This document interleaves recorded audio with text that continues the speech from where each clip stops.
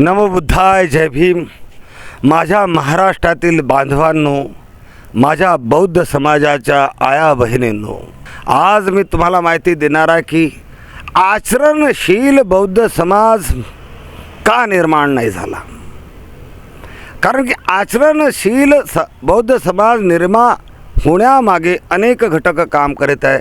पहिली गोष्ट, आपल्याकडे साहित्य पूर्ण नव्हतं, प्रशिक्षित शिक्षक आपल्याकडे नव्हते, आपण जुन्या रूढी परंपरामध्ये राबत असल्यामुळे आपल्याला बौद्ध धम्म काय म्हणजे हे माहीत नव्हतं.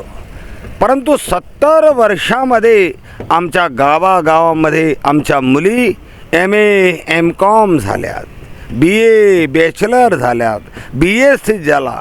त्यांनी फार्मास्युटिकल करून त्या दवाच्या दुकानं खोलून दवा विकू लागल्या. त्या इंजिनियर झाल्या, त्या वकील झाल्या, त्या चार्टर्ड अकाउंटंट झाल्या. एवढा सगळा शिक्षणाचा प्रभाव महाराष्ट्रामध्ये झाला. घराघरामध्ये शैक्षणिक व्यवस्था झाली आणि ही सगळे शिक्षणाची सोय करून देणारे आमचे डॉक्टर बाबासाहेब आंबेडकर. तरीही महाराष्ट्रातील महिला आणि बांधव बौद्ध धर्मापासून एवढे दूर का आहेत? त्यांना तथागतांच्या धम्मावर विश्वास का बसत नाही? ते आचरणशील बौद्ध का बनत नाही? अजूनही महाराष्ट्रातील अनेक बायांना, अनेक तरुणांना, अनेक तरुणींना, अनेक वडिलांना बौद्ध धर्माचा मूलभूत सिद्धांत काय आहेत असा जर प्रश्न आम्ही केला तर त्यांना मूलभूत सिद्धांत सांगता येत नाही. बौद्ध धर्माचं 4 आर्य सत्य, 4 आर्य सत्याचे 12 आर्य सत्य कसे होतात, प्रत्येक आर्य सत्य कसं आहे, आर्य अष्टांगिक मार्गाचा प्रत्येक अंग कसं आहेत, हे मूलभूत सिद्धांतही त्यांना कळत नाही. ज्यांना कळत आहे त्यांना कळत आहे. जे आचरणशील झालेले आहेत त्यांना सल्यूट. आणि जे आचरणशील झालेले, जे बौद्ध धम्माचा अभ्यास करीत आहे, ते बौद्ध धम्माचा प्रचारही करत आहेत. परंतु या प्रचारकांना, या वक्त्यांना, या लेखकांना, या चिंतकांना आणि या कार्यकर्त्यांना अडचण कुणाची होत आहे?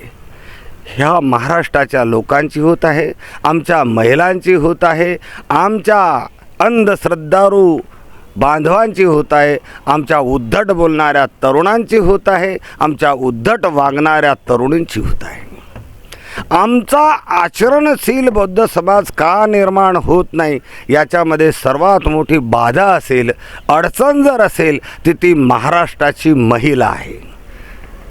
किती आश्चर्याची गोष्ट आहे की ज्या महिला डॉक्टर बनू शकतात, इंजिनियर बनू शकतात, वकील बनू शकतात, जज बनू शकतात, मामलेदार बनू शकतात, IPS कलेक्टर बनू शकतात, त्याच महिला उघड्या म्हणजे धडल्याने याने खुलेआम, आमच्या भाषामध्ये खुलेआम देवी देवता बसवतात, सत्यनारायणाची कथा करतात आणि ब्राह्मणांना बोलवतात, त्यांना दान दक्षिणा देतात. त्यांना पंचशिलांचा अर्थ माहीत नाही, त्यांना 4 आर्य सत्यांचा अर्थ माहीत नाही, त्यांना प्रत्युत्त समुत्पाद सिद्धांत माहीत नाही, भगवान बुद्धाचा कम्मवाद माहीत नाही, भगवान बुद्धाचा पुनर्जन्माचा सिद्धांत त्यांना माहीत नाही. त्यांना काहीच माहिती, धम्माचा मुळीच अभ्यासच करत नाही. ते धम्माच्या शिबिरामध्ये जात नाही, शिबिर करत नाही, तर धर्म कसा कळेल? आणि जर धर्म कळलेला नाही आणि तो व्यक्ती स्वतःला बौद्ध म्हणतो तर तो नावाचा बौद्धच राहतो आणि तो वागणुकीमुळे आणि आचरणामुळे आणि त्याच्या वैचारिकरिते, त्याच्या व्यवहारामुळे तो महारच राहतो. आणि मग महारांना सवर्ण समाज इज्जत देईल तर कशी देईल? तुमच्यामध्ये सद्गुण निर्माण झालेले नाही, तुम्ही वैचारिक शुद्धता तुमच्यामध्ये निर्माण झाले नाही, वैचारिक परिवर्तन तुमच्यामध्ये निर्माण झाले नाही, व्यावहारिक परिवर्तन तुमच्यामध्ये निर्माण झालेले नाही.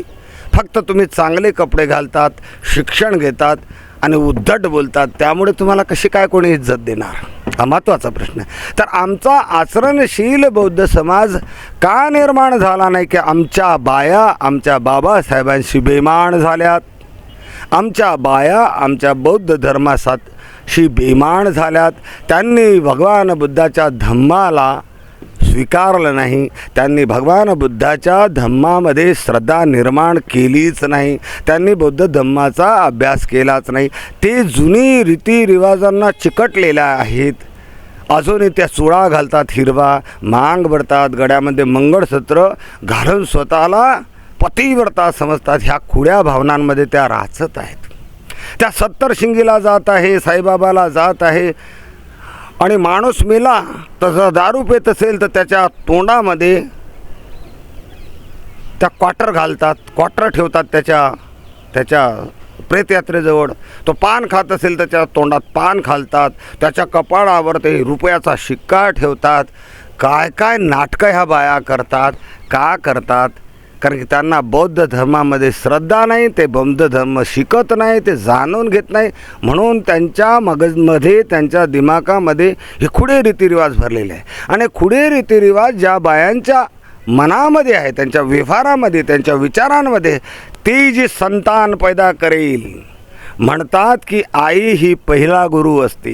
जर आमचा गुरुच मूर्ख आहे, आमचा गुरुच अंधश्रद्धाळू आहे, आमचा गुरुच जातीवादी आहे आणि आमचा गुरुच मनुवादी आहे, तर तो गुरु आपल्या शिष्यांना शिक्षणही तेच देणार. आमच्या मुलांना तेच शिक्षण मिळते. मंजूबा, खंडोबा, साईबाबा, ही माता, ती माता, हा उपास, तो नवस, हे पौर्णिमा, ते पौर्णिमा. आमची येणारी संतान बिघडत आहे. येणारी संतान या बाया बिघडत असल्यामुळे आचरणशील बौद्ध समाज बनत नाही. माझ्या आया बहिणींनो, तुमच्यासाठी मनुस्मृतीमध्ये काय काय नियम लिहिले होते की बाई मुलगी असली, बालिका असली तर तिने आईवडिलांच्या धाकात राहायचं, त्यांच्याच कब्जात राहायचं. तरुण झाली तर नवऱ्याच्या कब्जात राहायचं, म्हातारी झाली तर मुलांच्या कब्जात राहायचं. पण बाईला स्त्री स्वतंत्र मिळायलाच नको. तुमच्या नशिबामध्ये जर लंगला लुडा नवरा मिळाला, काना मिळाला, दारुड्या मिळाला, मारणारा मिळाला, चोर, लफंगा, लुच्चा, बलात्कारी मिळाला, तरीही त्याच्या पदरी तुम्हाला बांधली की संपूर्ण जीवन त्याच्याच पदरी तुम्हाला काढावं लागत होतं.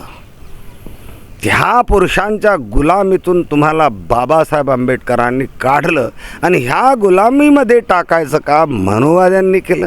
आणि त्याच मनुवाद्यांच्या धर्माला तुम्ही घरात पालन करतात, पूजा प्रार्थना करतात त्या देवी देवतांच्या, नकली देवी देवतांची. ज्या देवी देवतांना पूजून पूजून आमचे आईवडील मेले, त्यांच्या मजारवर, त्यांच्या त्या जिथे त्यांना गाडलं तिथे बाभुडाचं झाड उगलं, त्याला काटे उगले आणि ते झाड बी तुटलं आणि दुसरे झाड बी उगले, तरी आमचं कल्याण झालं नाही ह्या देवीदेवतांची पूजा करून. 33 करोड देवीदेवता आमच्यासाठी काहीच करू शकले नाही. आणि जे 33 करोड देवीदेवता करू शकले नाही ते एकट्या भीमराव आंबेडकरांनी केले. तुम्ही बेईमानी कोणाशी करतात?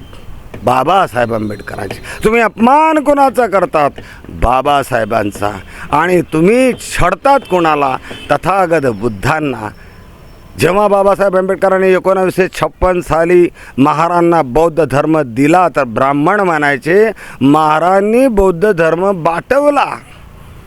आमचे वक्ते घणाघार प्रहार करायचे ब्राह्मणावर. परंतु आज ते वक्ते कुठे आहेत?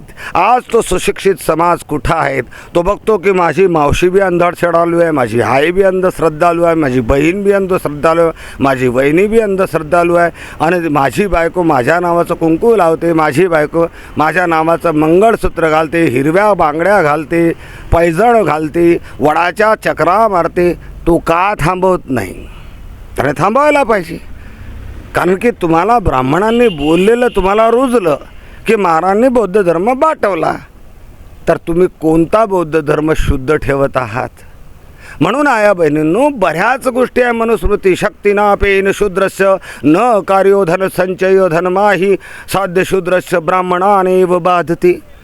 की जर चांगले रुपये कमवून धनसंचय करून जर शूद्र सुखी संपन्न झाला तर ब्राह्मणाला त्रास होईल, कारण की तो त्याची बराबरी करू शकेल.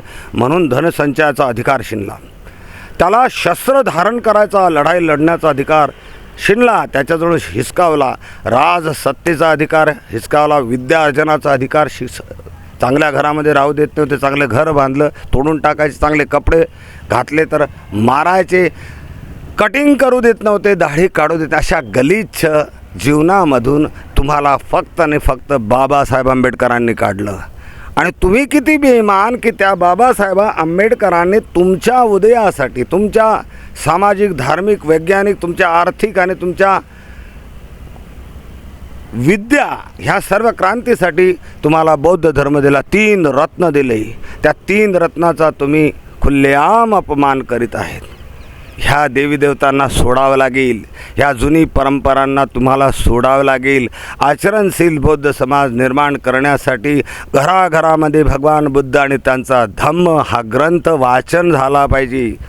धम्मपदं नावाचं ग्रंथ तुमच्या घरात असायला पाहिजे. बुद्ध वंदनाचं पुस्तक तुमच्या घरात असायला पाहिजे. तुमच्या प्रत्येकाच्या घरात जेवढे मुलं असतील ते प्रत्येक एक तरी श्रामणेर शिबिर करून आलेले पाहिजे.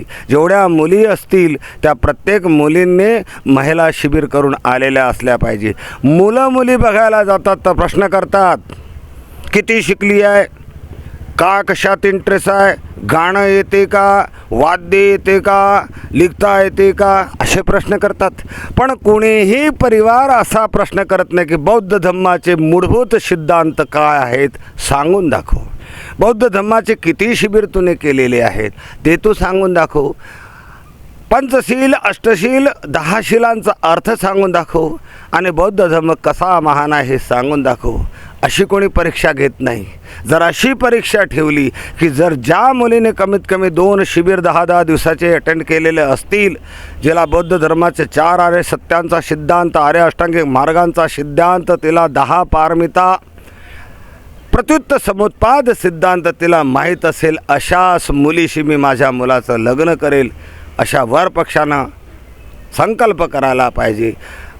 वधू पक्षांनी असा संकल्प करायला पाहिजे की ज्या मुलाने श्रामणेर शिबिर केलेलं असेल, कमीत कमी 2 श्रामणेर शिबिर केलेले असतील, तो व्यसनमुक्त असेल, तो वाचनशील असेल, तो अभ्यासू असेल, तो पंचशिलांचा पालन करणारा असेल, तो चांगला सुशिक्षित असेल, तरच माझी मुलगी त्याच्या घरात मी देईल.